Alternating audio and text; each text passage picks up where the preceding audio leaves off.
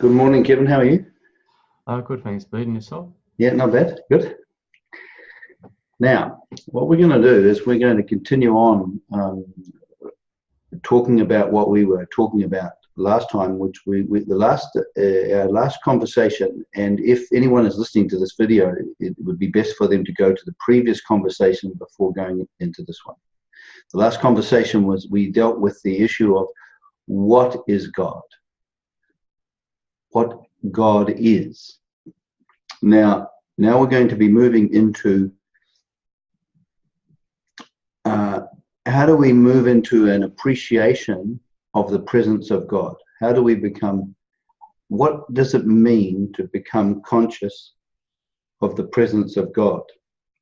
And the reason why this is so important is that at any one moment, if we become conscious of the presence of God, we're lifted out of our psychological misery.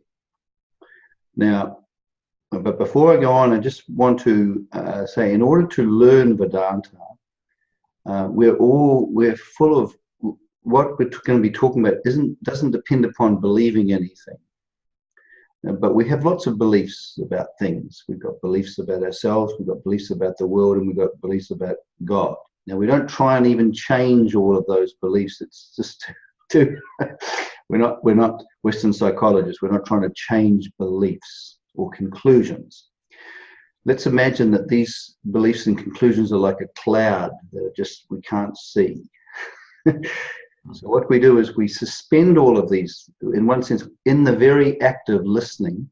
When we're actually listening, what happens is without any effort on ourselves, our beliefs kind of are suspended.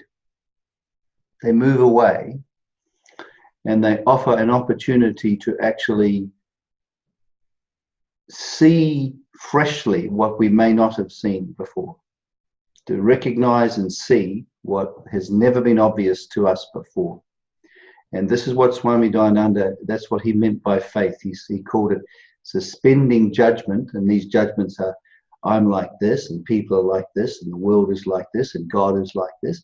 These judgments, we suspend these judgments in order to actually see what really is as opposed to what seems to be. Excellent. All right. Now, the other thing too is that, which is extremely important to realize and appreciate, is that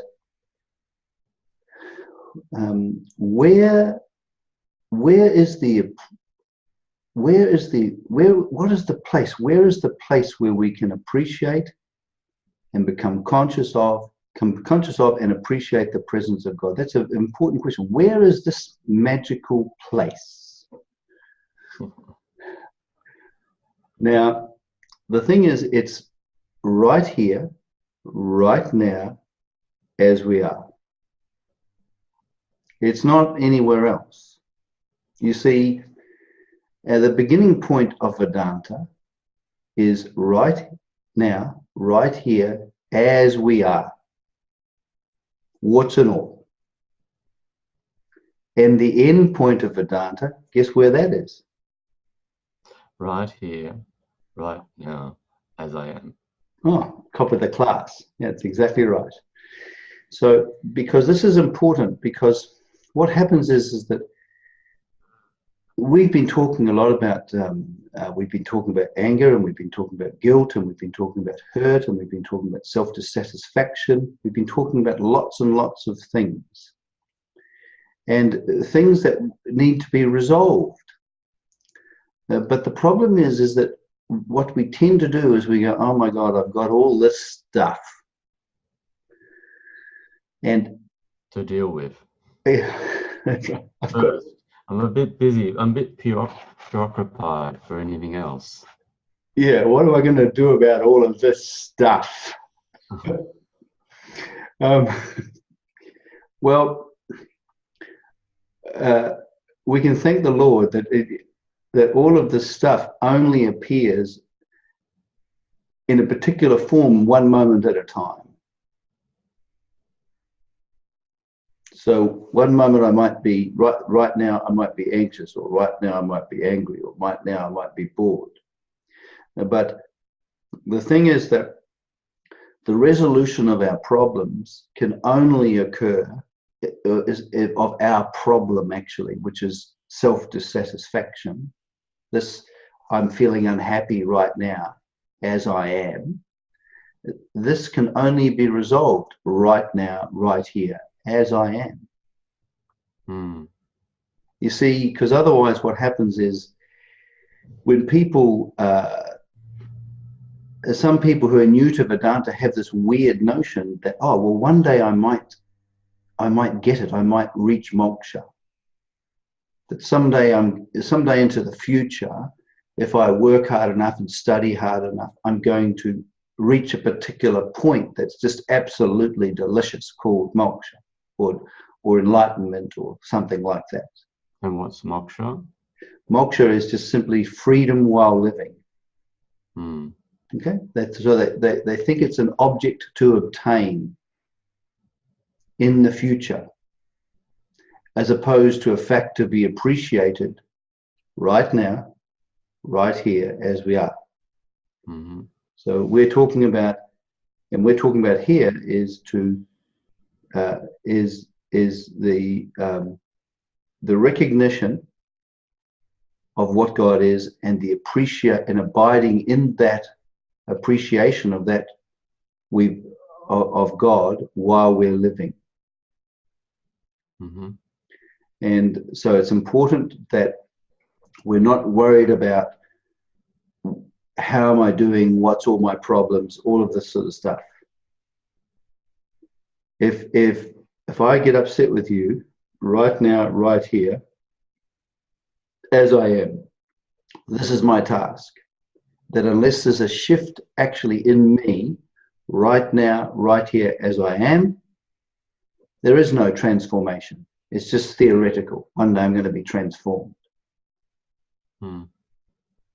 Okay? Yeah. Have you got any comments about that? I understand that it's quite common to always put things off, or put things in the future, because we think we're so far, we've got so many things to deal with. We're wanting so many things in the world to change. Like I want a bigger house, a new car, a new this, whatever, which are all forms of insecurity. And I'm seeking pleasures all the time, and that's a form of self-dissatisfaction whenever I'm seeking pleasures, because I'm not happy now, and I'm completely in that world of seeking things to resolve my insecurity and my pleasures, and it seems to be a roller coaster of changing circumstances, and I never seem to get off it. Right. Yes. I just want to make one point. It's having a house and a car is fine. The problem is that we try to use such things, the accumulation of such things, as a defense against our self-dissatisfaction. That's the problem. Now, but a good point. You see, what happens is, like what you're saying, our basic fundamental problem is always we're caught up in our own world. We're caught up, we're enclosed in this bubble. A bubble of angst. A bubble of angst, yes. Okay, so it's a bubble. And what Swami Dayananda says, that this is not being alive to facts. You see, when we're caught up in this bubble, we're unhappy, and we're not happy in ourselves. We're just finding, it's basically psychological misery that's centered on us. We have an English German word which expresses it extremely well, because it sounds the way it feels, which is called angst. And in the West particularly, we have a tremendous angst and emptiness, a kind of a unhappiness that we can't quite put our finger on. But we experience it as a form of emptiness and a form of boredom. So it's okay wanting these things, because you need them for your living. But the sense that I lack Yes. is the problem. The sense that, yeah, the feeling of lack, the feeling of emptiness. And this feeling of emptiness and not being fulfilled and not being good enough, this is the problem. Okay? Yeah. So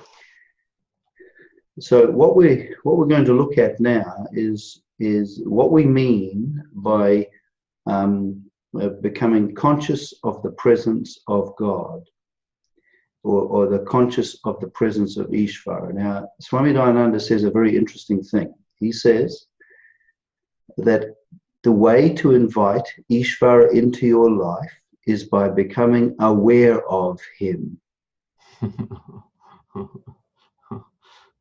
That's good. Now, isn't that an interesting? He's not saying you've got to believe in him. No, that's common. Yeah, he's not saying that you have to try and get him into your life by your efforts. What he's saying is that because God is a present reality that often we don't see, the way to bring God into your life is by being aware of him. Now, going back to our last conversation, we have this extraordinary fact that the way that how Swami Dayananda unfolded God was that the very presence of the given is the presence of the giver. This means that everything that is here, the sights, the sounds, the sensations, the emotional reactions, the thinking, everything is the presence of God. Objects like the TV screen in front of me, the computer screen, the bookcase that I can see in the background there, walls, computers, speakers, all of that is the presence of God in a perfectly intelligent arrangement, in perfect conformity with a certain order. True, but we won't deal with the order so much now. We're going to just deal with the very fact of that the very presence of what is here is the presence of God. Because this is the actual starting point of Vedanta, because you see, when and what we're going to do is we're going to do an experiment here, and so whoever's listening, I want them to participate in this. We're going to see first of all, what it means to become aware of the presence of the given, because to become aware of the presence of the given is to become aware of the presence of the giver. Okay, so. And we notice too that, and so what we'll do is, first of all, what I'd like you to do, Kevin, and we're going to do this for the next 30 seconds, is we're just going to pause, and we're not going to try to do anything except just simply appreciate the presence of whatever is here, whether it's sounds or whether it's sights or thoughts. We're not going to try and do anything except just simply appreciate what is here for 30 seconds. Okay? So invite the presence of reality in whatever form it is to fill the mind completely. Yeah, what we want to do, that's exactly right. We're going to, that's another thing. We want to invite the presence of what is here into our life by being aware of it. Whatever is here, that is out of our heads. What is here is here. It's the given. Okay? So for 30 seconds, okay, go.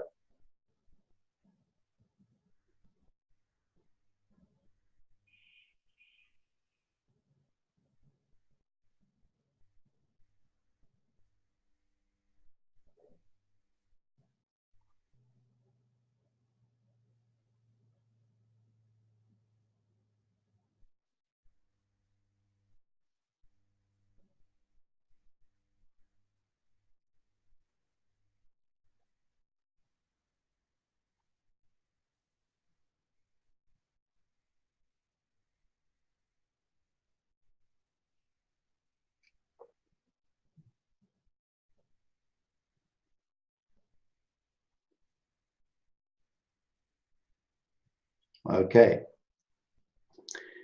Now, let's just look at that. Let us look at what happened when we were abiding in the appreciation of the presence of reality. What's one of the first things you noticed, Kevin? My mind was quiet. Sorry? My mind was quiet. You mean you were quiet? I was quiet. Okay. Thoughts and feelings might come and go, but you were quiet in the presence of those thoughts and feelings. Yes. And you were also quiet. So here you were just simply being yourself, because what's really interesting here is that when we're uptight, we're full of stuff, aren't we? We're full of stuff. Yeah. Our stuff. And what Swami Dayananda calls this is we're full of ourselves. But when we just simply pause and become aware of the presence of Ishvara in the form of whatever's here, what happens is that because our minds are full and we're full of his presence, every little part of us is full of the presence of Ishvara, we disappear as an agitated, complaining, demanding individual. And what happens is that in how Swami Dayananda puts this, he says, there is less of us and more of Ishvara. When you say less of us, you mean less of our subjective notions, conclusions, reactions. Well, it's not so much the reactions, it's being. You see, when I take up all the room in my life, I'm full of me. I'm not aware of Ishvara. I'm just simply full of me. My anger, my upset, what I want, what I hope for. I'm always experiencing myself either in a good way, I'm feeling good about myself, or I'm feeling bad about myself. But the central position is me. The central figure is me.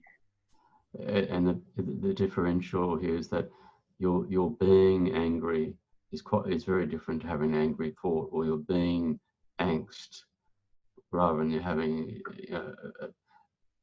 having a desire into the mind. They're quite different. One's all encompassing way of seeing or being, which we're usually enclosed in.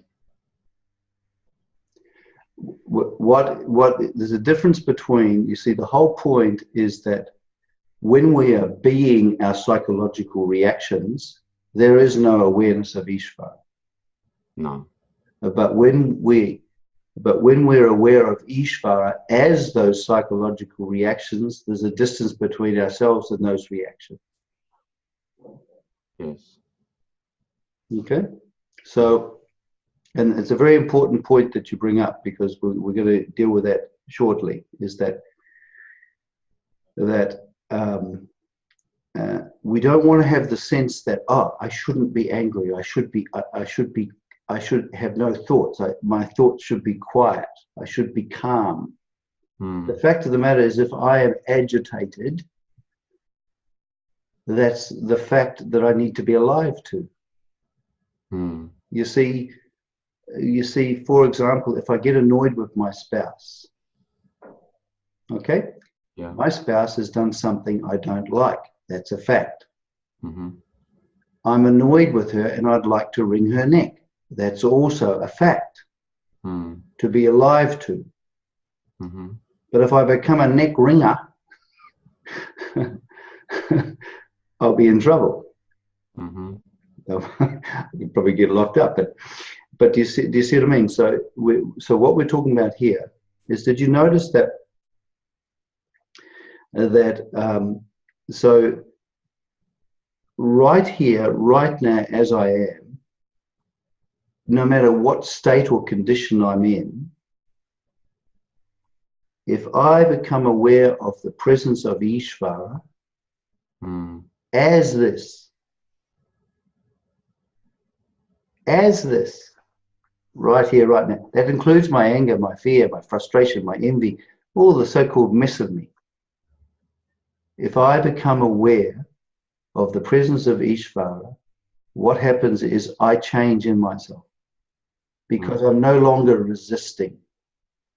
I noticed that as well. As I felt I was quiet, I felt I was just conscious. I was a conscious person, aware of what was in front of me. Very interesting point. Pujya Swamiji talks about being the simple, appreciative person. You see, it's very interesting here is that what makes us conscious? What is it that makes us conscious?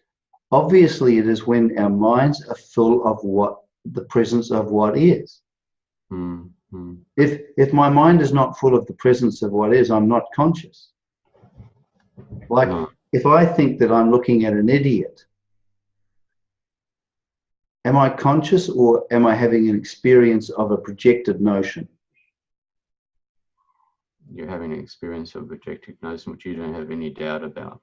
No, that's true. I think I'm living in the world as it is, but I'm not alive to facts. I'm dreaming.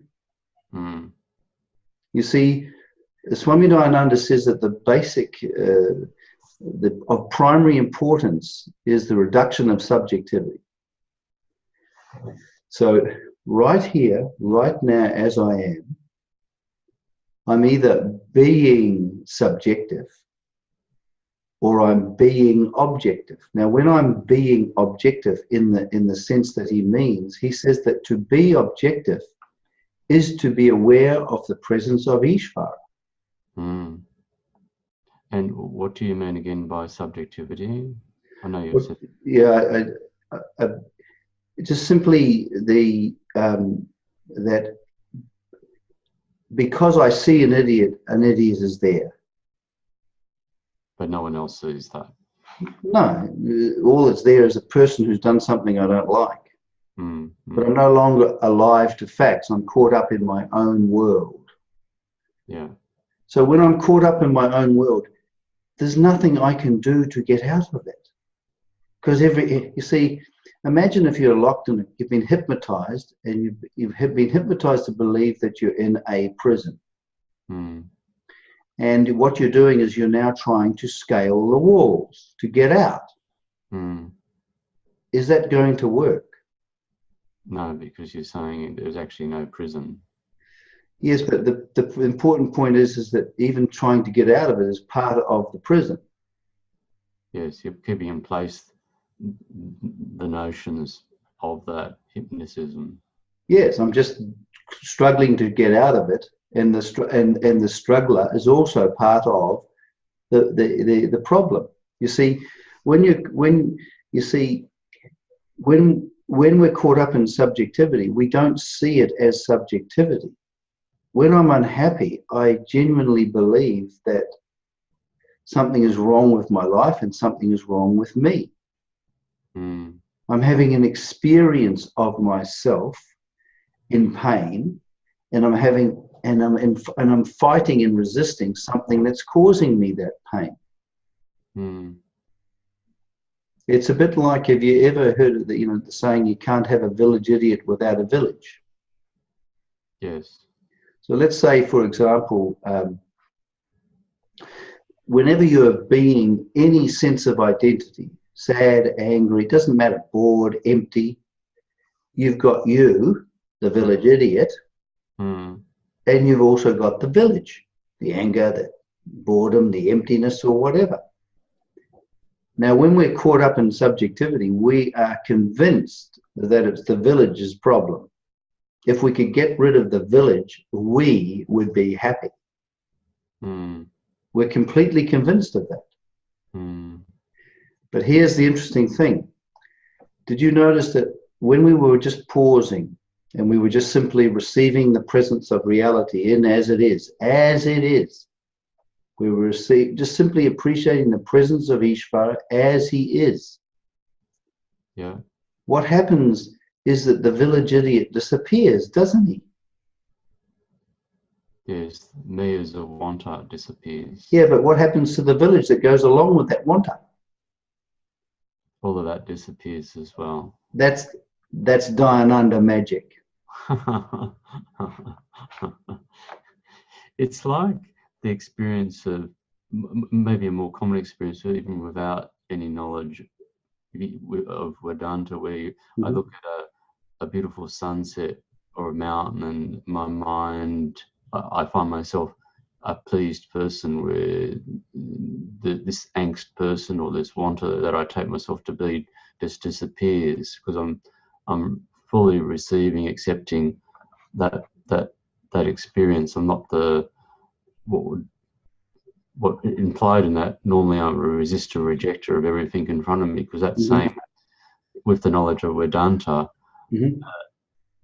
What I normally might have thought was ordinary becomes like the beautiful sunset or mountain that I can find myself relaxed in myself when I'm full of the presence of what is.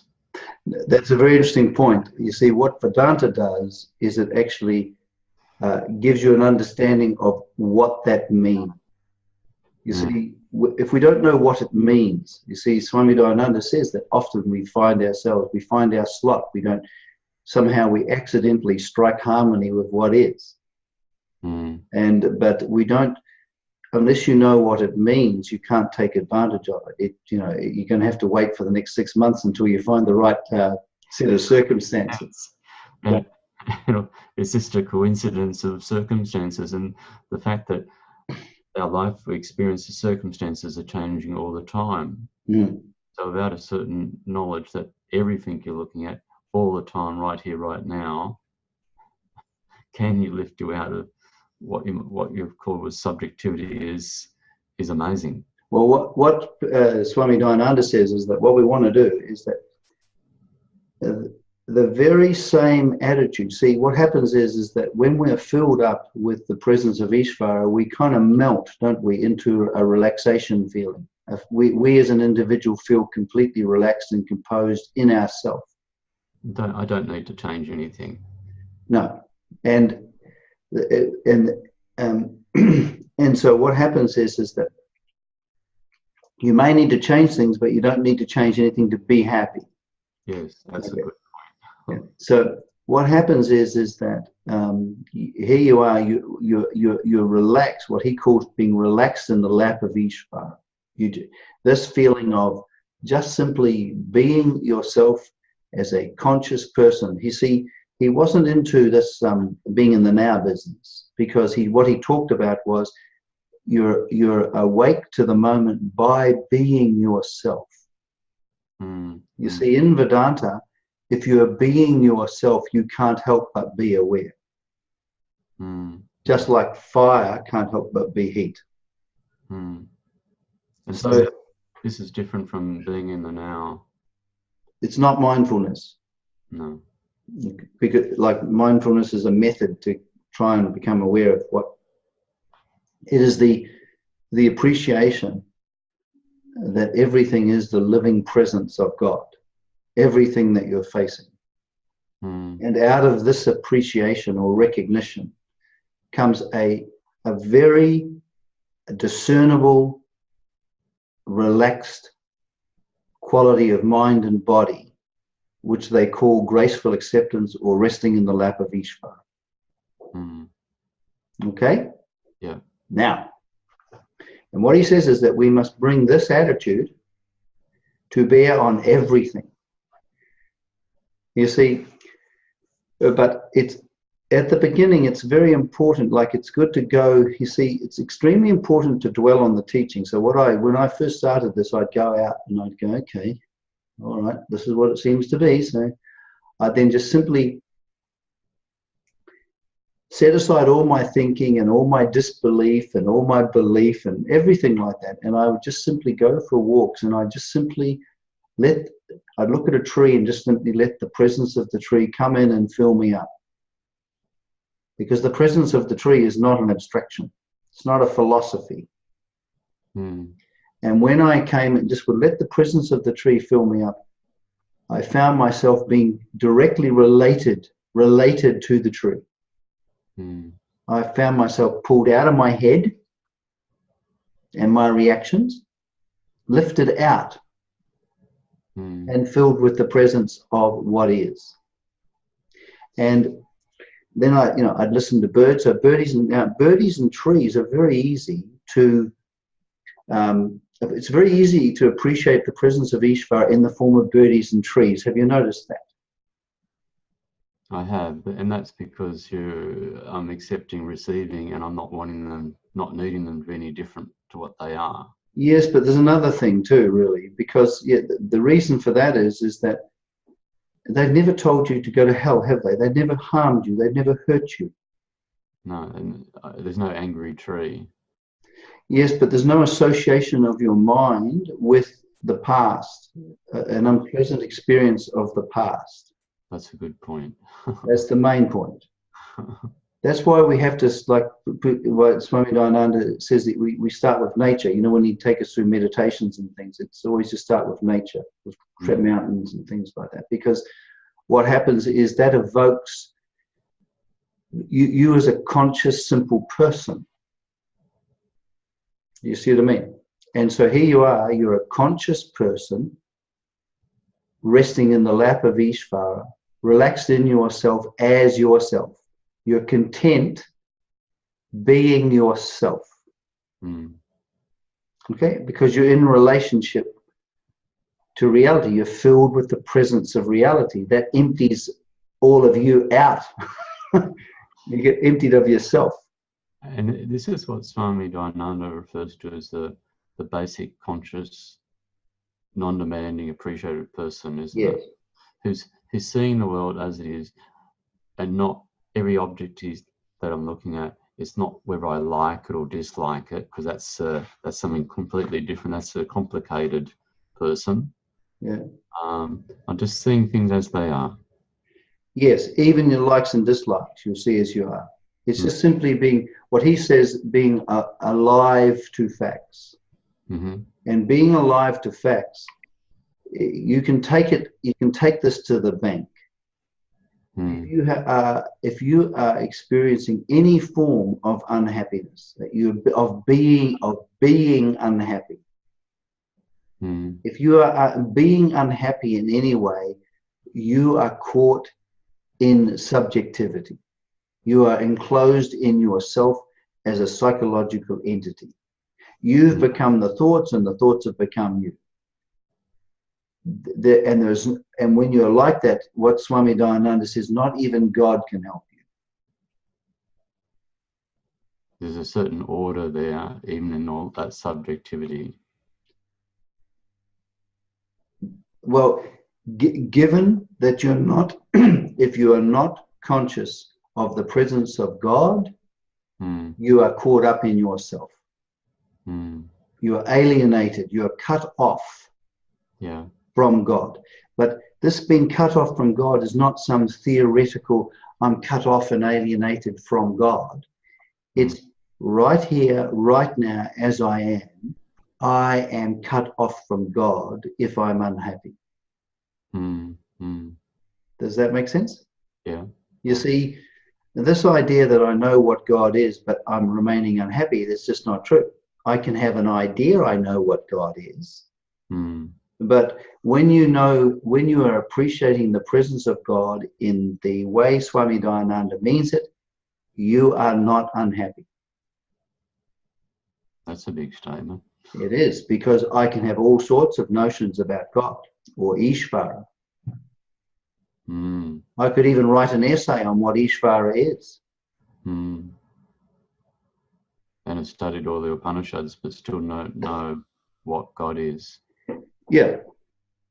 See, the whole point is first of all, the recognition of what God is. That's knowledge. So the recognition of what God is, and then abiding in the appreciation of what you have recognized while living.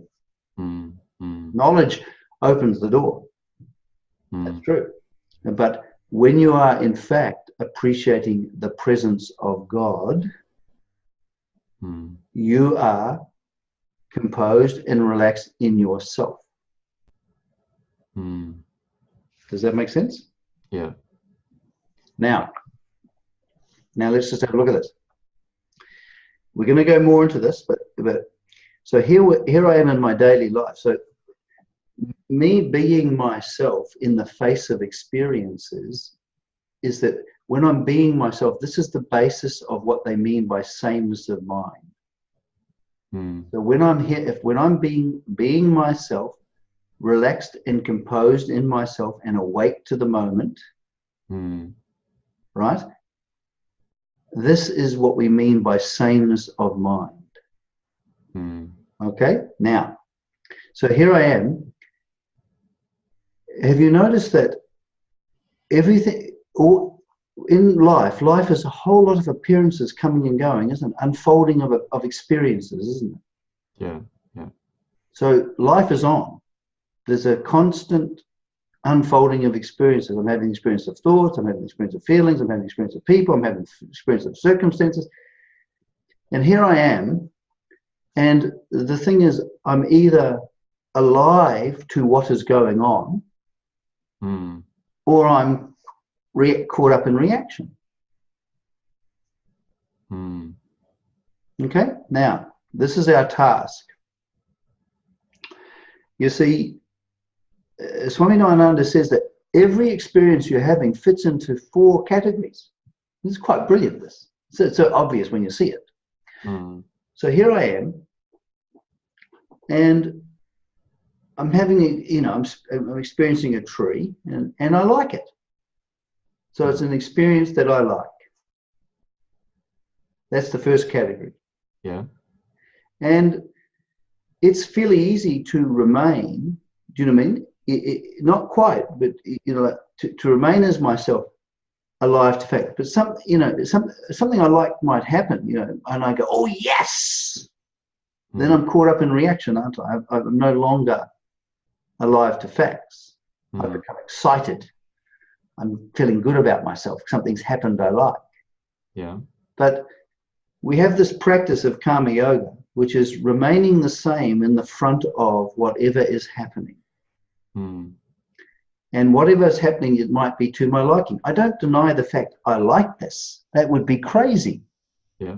Liking things is not unspiritual. It's quite normal. It's good to like things. It helps you.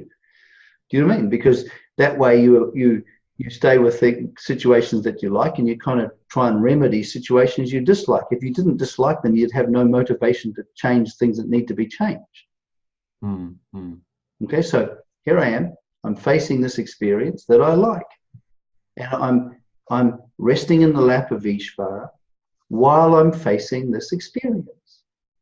Then what happens is, not only do we have a category of experience of things are happening the way I like, they can be better than what I like. I really like this. Like, this is exciting. Oh my God, I can't believe this. I've won lotto. Or someone says something, something says something to you that's complimentary. Now, obviously, it's a pleasant experience. I like it. The problem is, though, is that suddenly I can feel good about myself. I'm full of myself again. Oh yes, I'm loved. I'm admired. So there are 2 experiences. What you like, yep, this experience I like. Oh, this experience, it's more than what I like. We don't deny that, but we remain the same in the face of it. Because what we're doing is we're actually practicing what Swami Dayananda calls living. Someone asked him once, what is the meaning and purpose of life? He says it's to live, but he says the problem is, the big question is, what does it mean to live? And he says, you're only living when you're alive to facts. So when we are being ourselves, it's only then that we're alive to facts. So when you're resting in the lap of Ishvara, when there's absolutely no resistance, when you're not being a resistor, but you're just simply being yourself in the face of the experience, you are in fact engaged in living. You're alive. You're an alive, conscious person. normally the human condition is not like being like this, by the way. No. Normally we're either high or low psychologically. So we've gone to the first two categories. The first category of experience is that I'm facing an experience that I like. And my practice is remaining the same in the face of it. Remaining being myself, relaxed in the lap of Ishvara.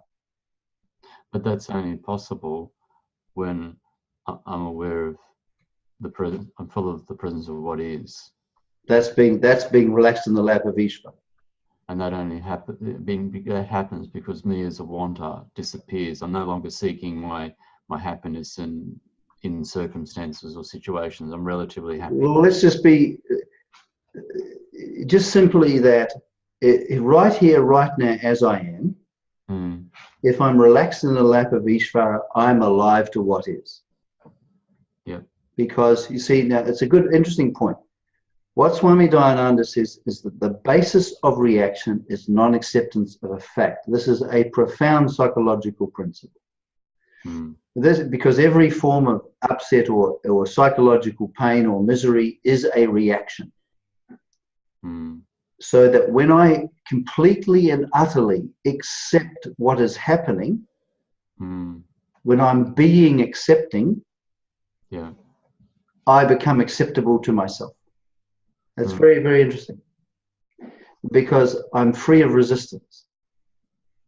But this basis of this freedom from resistance is being relaxed in myself because of my understanding that what I'm facing is the presence of Ishvara. That's the basis of it. Okay? So the thing is that here I am. I'm here. I'm just simply relaxed in the lap of Ishvara, and I'm aware I'm just simply appreciating the presence of Ishvara in the form that he is in. And we've looked at two categories of experience so far. There's two more to go, but there's experiences that I like. So I do like them. I've got a like there. I like this. That's fine. I really like this. Well, that's true. I really like this. Why deny it? There's no denial in Vedanta. We don't deny our experiences. Yeah. Now, we come to the next category. Experiences that I don't like. I can feel the tension already. So here you are. You're cruising along. You're resting in the lap of Ishvara. You're driving the car. You're relaxed. You're alive to what's happening. You come round the bend, and suddenly there's all of these cars. Traffic, it's like a traffic jam, and you go, oh my God. Suddenly, I've now become a resistor. And what I'm looking at is all these bloody cars. So here I am. I'm being an unhappy person, a resistor, an annoyed person with life, resisting all of these bloody cars. So there's two notions there, actually. There's an experience of myself, and there's an experience of the world, all these bloody cars. Now, am I alive to facts now? No. I'm caught up in myself. I'm annoyed, that's the unhappiness, and I'm annoyed because of those cars. The cars are the problem. As far as I'm concerned, the cars are the problem. But because I'm committed to Karma Yoga, I suddenly go, oh, wait a minute. The wisdom tells me, as soon as I recognize I'm being unhappy, the wisdom tells me, B, you're being unhappy. Oh. So I shift back into the lap of Ishvara because I've become very familiar with this feeling of this being relaxed in myself and remaining the same. So as soon as I shift back into the lap of Ishvara and I'm just simply here, just relaxing myself, do you know what I mean?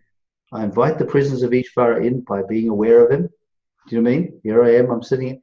and I'm being aware of them as my annoyance too, by the way. Mm. Suddenly, I disappear as a resisting person.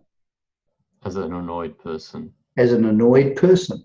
Mm. And guess what happens to all the bloody cars? Well, they're just there in front of you. They just disappear, actually, as bloody cars. Yes. It's just simply cars. There's the presence of reality in the form of cars. Mm. The conclusion, all these bloody cars, that's all gone. Mm. Whereas a moment ago, I thought that those cars were causing me problems. Mm. I was convinced the problem was the cars. Yes. But in actual fact, the problem was I ceased to be myself as a conscious person, and I became an annoyed person. Mm. So that our problem is not the world. The problem lies with us. Mm. That's lucky. Very lucky. Because the place of the problem is the place of the solution, Swami Dayananda says. So here I am. So we constantly, every day, have you noticed, will be faced with, and still, I'm relaxing myself. I still don't like the fact that I'm caught up in all these cars. There's a dislike for it. Does that make sense? It's less than what I like. Yeah. I'm not denying that. Mm. But in spite of the fact that I don't like it, you see, the desire for the situation not to be like that. Mm. Swami Dayananda says it's like a snake without fangs. Mm. It doesn't bite anymore. I'd prefer it if there was no cars there. Yeah. But the whole point is to be able to remain the same in the face of experiences that I don't like, without getting lost, without becoming the reaction, basically becoming self-dissatisfied. Or being self-dissatisfied. Yeah. That's right. We become it and then we're being it. We suddenly shift, boom, and we're being dissatisfied. Okay? Yeah. Now, there's another category that Swami Dayananda unfolds, and that is, so we've got, so far, we've got experiences that I like, experiences that are more than what I like, there are experiences that are what I don't like, and now we come to experiences the opposite to what I like. Oh, wow. Now these ones, this really, we really want to go to town now. Okay. For example, when we lose money, or when we fail in our endeavors, or when people treat us the way we don't, or don't like, or when we have the opposite moods, psychological reactions that we don't want, because all of these are appearances. You've got to, with Karma Yoga, you have to understand all of these are appearances. Our thoughts and feelings are appearances of this functioning universe. The actions of people is the appearances of this functioning universe. The weather, the geopolitical events, everything is the form of this functioning universe. And what the practice of Karma Yoga is to remain the same and being alive to facts. In other words, to be able to live in Ishvara's world, whatever that world is, remaining the same. That is our practice. So this remaining the same, and it's not based on, it's based on being aware of the presence of Ishvara, and the presence of what in the form that he is, which is the universe, which is constantly changing, accepting, receiving it. It's not about, when you're talking about these four categories of remaining the same, you're not talking about some sort of... No, I'm talking about four categories of experience. Those four categories of experience. You're not talking about me somehow emotionally controlling, so I don't appear to be angry and I don't appear to be... No. Be happy and No, no, no, no. There's no effort in it really other than appreciating what is. The only way we can remain the same is if we're relaxed in the lap of Ishvara, because if we're relaxed in the lap of Ishvara, we're not reacting, we're not resisting. There is no resistance to facts. If there's no resistance to facts, there is no psychological reaction. The basis of reactions the basis of becoming our reactions is non-acceptance of a fact. And so it's what Swami Dayananda is. We're being the core person. Normally, we're chopping and changing.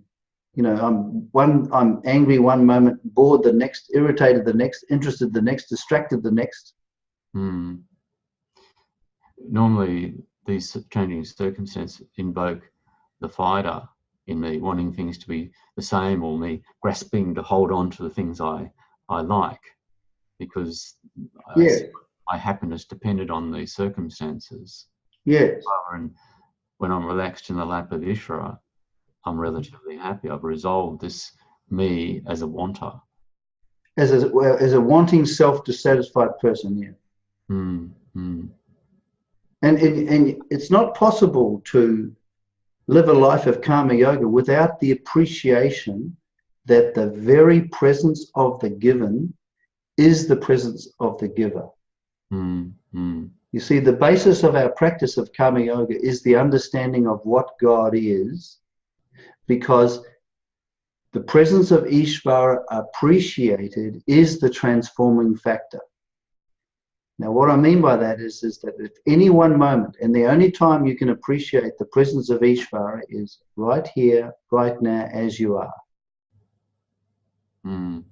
That when you appreciate the presence of Ishvara, you change as a person. You become relaxed and composed in yourself. So you're not talking about a strong belief that everything is Ishvara. This has got nothing to do with the belief, no. No. That religious beliefs don't change you. I've had lots of religious beliefs in my past. What changes us in this way, you see, what we need to be freed from is the understanding of Ishvara frees us from psychological reactions, because we are literally being accepting. On the basis that we understand that we are always being embraced by the presence of God.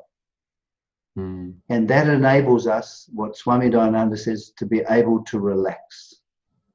And then what we do is, you see, have you ever heard of the saying, the performance of action with proper attitude? You ever heard that? Yes. That's the definition of karma yoga. So when I am walking down the street, you just try that. I want you to try, anyone who's listening, I want you to begin to do this. You walk down the street, you're performing the action of what?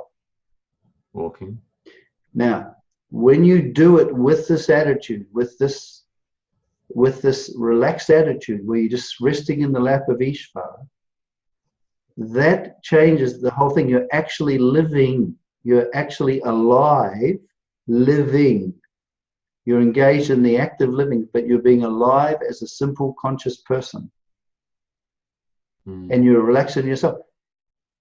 Because the substrate of our life is activity, isn't it? We're always doing something. Yeah. So to be relaxed in the lap of Ishvara while performing action, that's proper attitude, because the attitude, proper means property, ownership. There is a attitude, a psychophysical feeling. There's an attitude that is born out of the understanding that everything that is here is Ishvara. This attitude is a relaxed, composed, I find myself relaxed and composed. The great thing is that I can live my life with this attitude. And this is our practice of karma yoga. It is also the living of our life. We're only living our life when we're like this. Otherwise, what Swami Dayananda says is that we're like somnambulists, sleepwalkers. We're just caught up in our own world. Our own world. Mm. like a dream. Not even God can help us. Not even God can help us. You see, some spiritual people think, oh, I've got to get rid of my imagination. I'm daydreaming. The only reason we're daydreaming is that there's a way to resist the facts.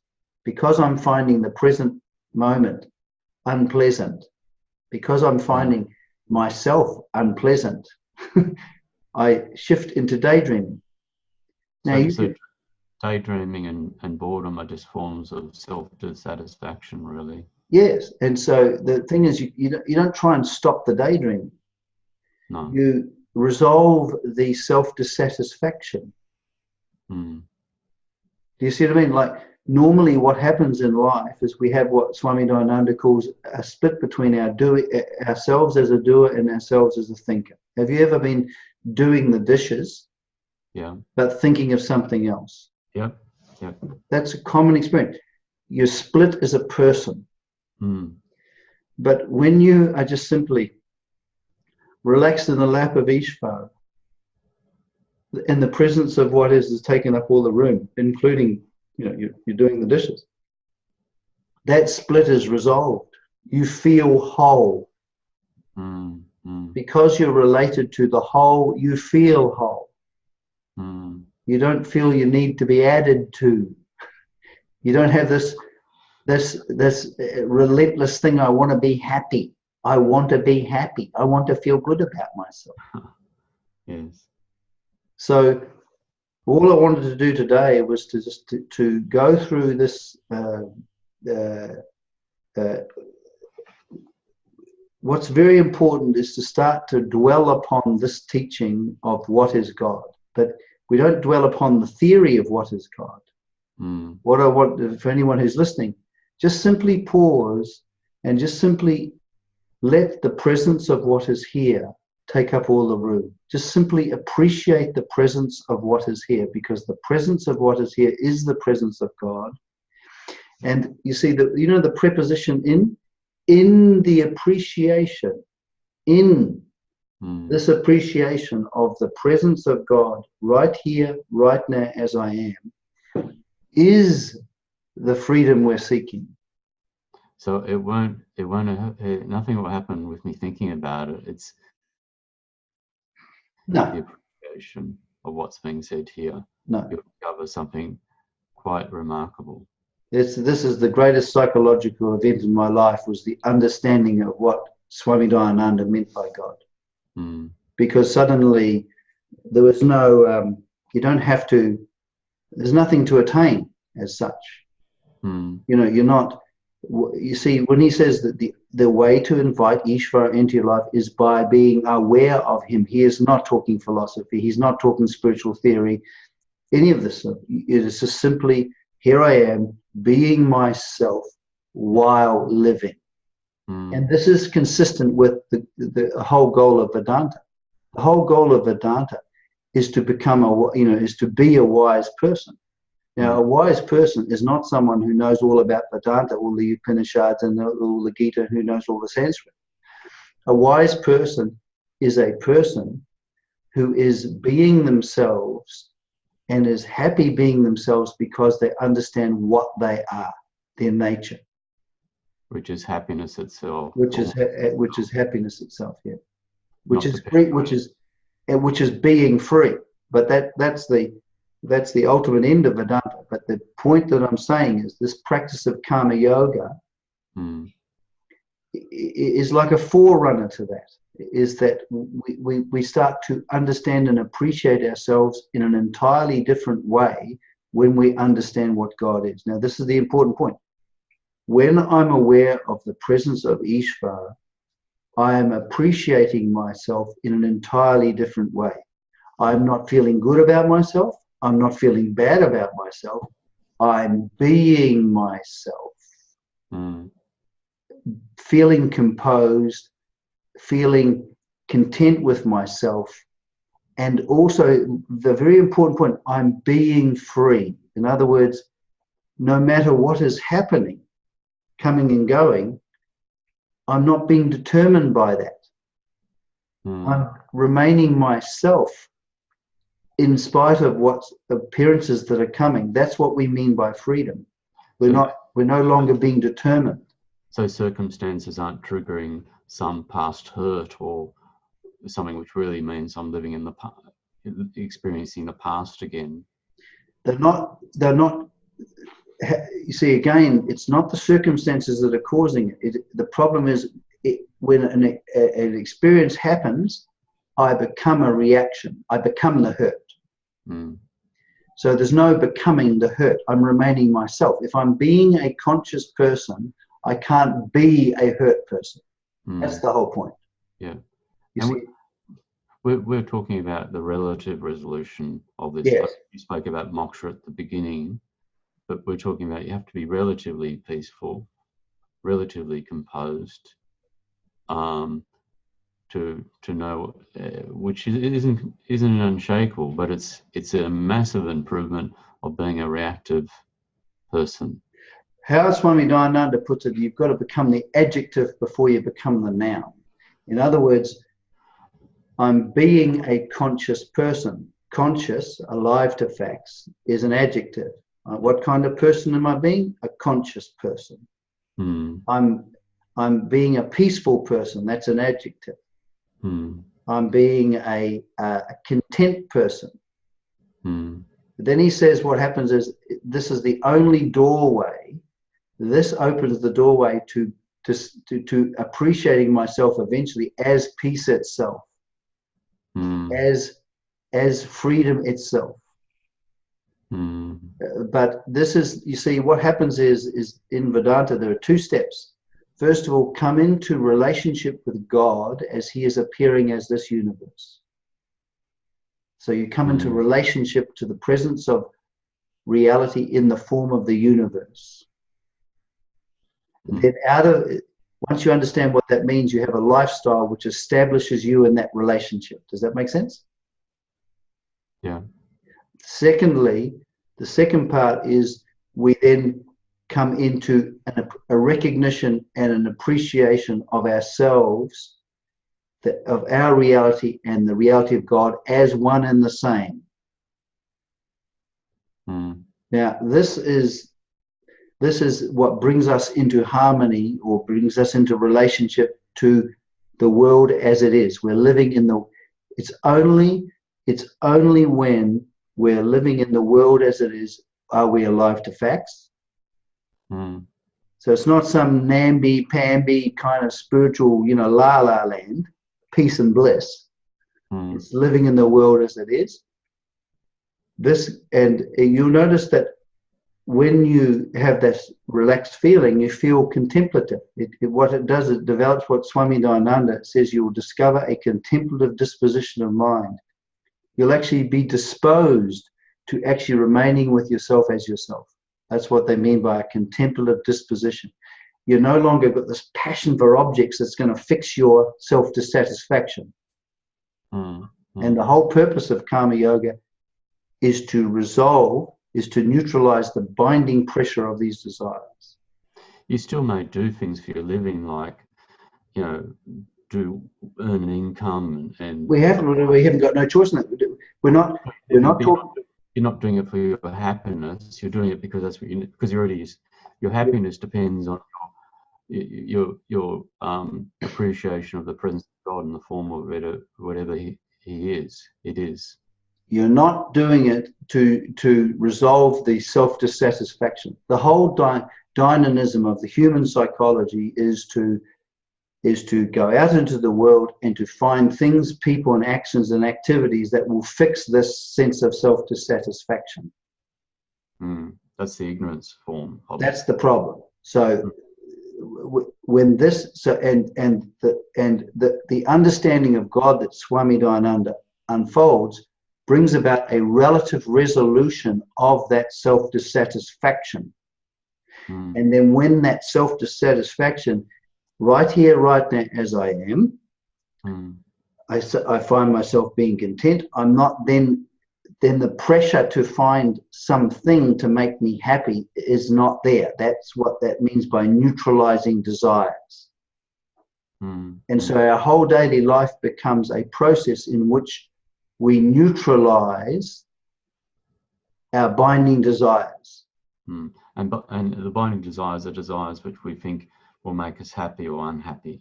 Or secure, or yeah, but basically a binding desire is something that if for example, if I feel unliked or unloved, I have a binding desire to be loved. And I do actions to get that love and acceptance. But the pressure of that is neutralized when that feeling of unlove centered on me is not there. And that feeling of being unloved is not there when I'm resting in the lap of Ishvara. You see what I mean? So that's what I suggest people who are listening to this conversation is that start to, take time out, go for a walk, and come into relationship to the presence of Ishvara, and abide in the appreciation of that relationship while you're, say, walking. And we're going to go more into this because I just wanted to set up the groundwork. We'll go into the question of how do we face our psychological pain and our misery that we are experiencing right here, right now, as we are, in such a way that we can resolve it. Okay? Yep, very good, Bede. Okay, well, we'll see you next time. Okay, thank you. Bye-bye.